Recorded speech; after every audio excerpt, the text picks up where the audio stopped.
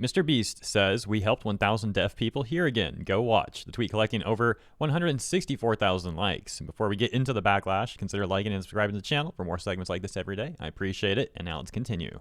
In a thread with over 1,400 likes, the Morgan Baker on Twitter says, "Inspiration NSFW is the objectification of disabled people and their experiences for the benefit of non-disabled people. During TEDx, Stella Young explains that it exists to, quote, motivate you so that you can look at them and think, well, however bad my life is, it could be worse." Adding that they're not here to criticize the latest video about curing deafness, mostly because they've already discussed this so many times before, but they ask that people raise their consciousness and consider biases when consuming that type of content, and linking to an essay that they wrote, where they ask people to stop sharing the sort of charitable videos that Mr. Beast produces.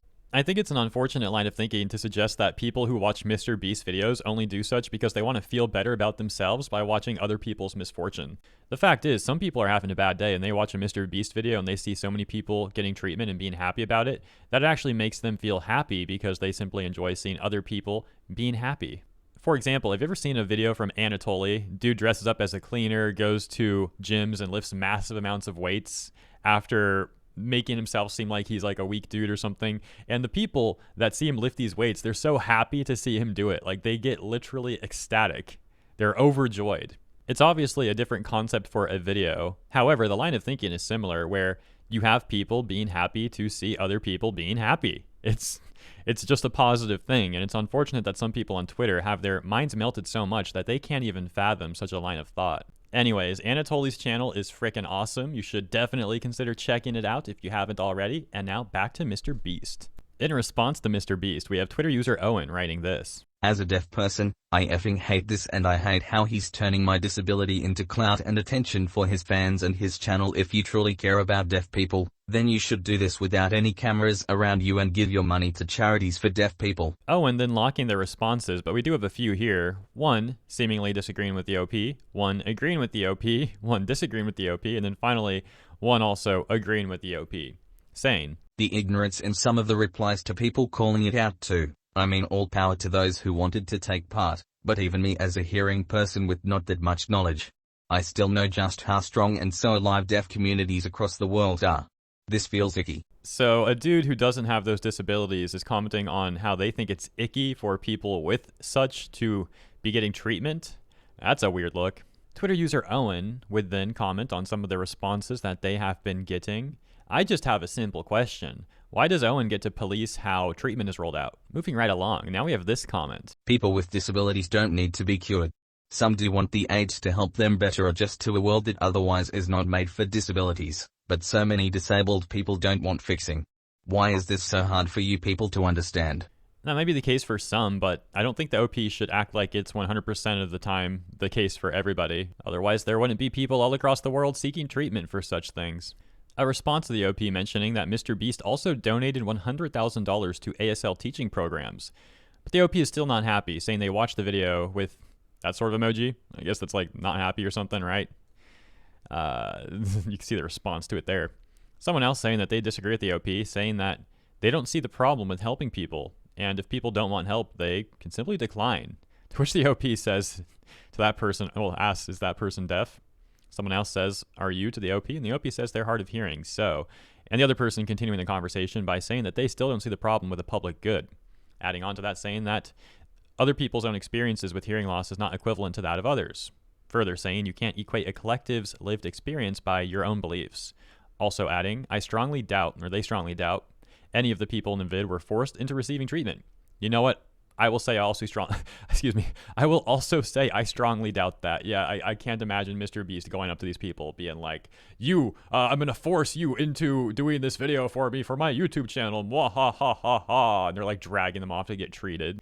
The OP then continuing here in response saying, also, if the other person, Whooper in a barrel, was a part of the deaf community, they would know the idea that deaf people don't need to be helped or fixed is a pretty community-wide theory, and then making the claim that the majority of people under such conditions have that opinion. To which Kevin responds and says, you do know that 1,000 people would have declined if they didn't want Mr. Beast's help, right? Frying Pan also disagreeing with the OP, saying that they are hearing impaired and they would love for that to no longer be the case, saying that if the OP doesn't want that, that's perfectly fine. However, they're pretty sure Mr. Beast asked those people for consent. Maya here also disagreeing with the OP, saying that they've grown up in a deaf family and have a big chance of going deaf themselves, talking about a lot of hidden costs and insane problems around deaf healthcare that the OP might not understand if they aren't affected by it, adding that disabled people don't need to be cured, but a lot of them would sure leap at the chance if offered. Then talking about a situation where their grandfather passed away, rest in peace, and how it was an absolute nightmare trying to help him get what he needed, saying that it's not all glitz and glamour, sign language, etc. Some deaf people can't even sign. Mr. Beast is doing a wonderful job, Maya adds on, saying that if those deaf people didn't want help, they could have refused it. Saying living as a deaf person isn't easy and people should be allowed to try and get out of that without looking like they're getting out of being disabled, quote unquote. Finally saying that the OP's view isn't just offensive to Mr. Beast, but also offensive to the deaf people that just wanted a change in their lives, and you gotta support that. Conversely, this person agreeing with the OP, saying real, that such a big part of their life revolves around being disabled and that people like their family always want to fix what's wrong with them, but if they did, they would not be the person that they are. There's a number of responses that continue to disagree with the OP. However, there is another one that the OP actually responds to. So why don't we scroll down and take a look at that next. Person saying, you do realize all of the people in his video had a choice, right? They don't have to get help. They wanted it and Mr. Beast delivered. Is that so hard to understand? And here's the OP saying, they usually don't respond as they know that most people on the internet are looking for a fight, but framing the video as curing, quote unquote, deaf people is extremely harmful and has led to several conversations about how deaf people should be grateful that people like him are willing to fix them, I suppose. I was say us, but that's going to sound a little weird given how I was reading that. Continuing. Mr. Beast supporters, the OP continues to say, continuously harass and attack deaf people who are lodging valid criticisms does not do anything to make me think more highly of the decision at all, not to mention that hearing aids won't cure deafness. They're still deaf. They cannot hear. The other person responding saying, so several things about this. Firstly, deafness falls on a spectrum. Some people have it worse than others. He helped people, Mr. Beast helped people that could actually be helped, meaning their deafness wasn't that bad. Adding further, deafness does not equal complete loss of hearing, just an impaired hearing. And the OP then saying, why are you telling me what deafness is when they are hard of hearing and active in their own local deaf community? And then finally saying, anyways, read this if you care at all about listening to deaf people who are the ones actually affected by this. I guess we'll take a look at this thread next that's linked. The thread mentions that thing from earlier, inspo NSFW, and says that Mr. Beast is guilty of such. And Vincent responding to that saying that it wasn't such because it wasn't a story of if you're disabled, you can still do, or if you just work hard enough, it's literally just charity work. Mr. Beast pays them $10,000 in their hearing aids. That's it. So to that thread, as mentioned, it's right here. It reads, people are so quick to defend Mr. Beast when they are not reading what the deaf community is writing. The deaf community has lived hopes and the heartbreaks. What Mr. Beast did was to post inspo NSFW, which is harmful. Forbes actually did an article on this. Why do we care more about what some Forbes journalist says as opposed to the 1,000 deaf people that had treatment helped by Mr. Beast? Now I'll mention, I don't think Mr. Beast is doing charity work purely for 100% altruistic reasons. It's not just because he wants to. I do think he does have a business benefit to it, and I'm not saying that to be rude to Mr. Beast. I'm saying that because I've listened to what he's actually said about this. For example, he did a class at Harvard where he presented a diagram of how he runs his day-to-day operations, and one of the operations of the business itself is the charity work. So he clearly also has monetary benefit for the charity work. That doesn't mean that he doesn't also want to do it to help people, but I'm simply disclaiming that I'm not here being like, oh yeah, Mr. Beast 100% just wants to help people. No. According to him, there is a business benefit, and he probably also likes helping people, right? Somewhere in the middle ground.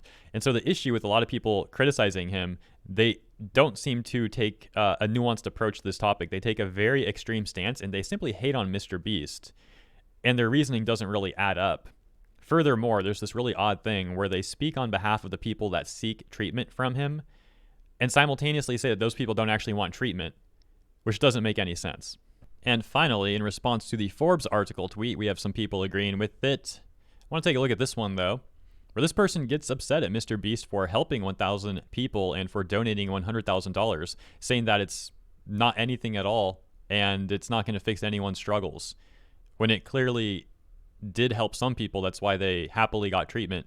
There's this odd, weird thing going on where some people on Twitter seem unhappy that other people are happy to get treatment. Like they don't want people getting treatment. They want to gatekeep that even from people that want it, which is extremely bizarre. And I'll leave it at that. Let me know what you think about this topic in the comments. As always, thank you for tuning in. I'll see you there and tomorrow for the next segment.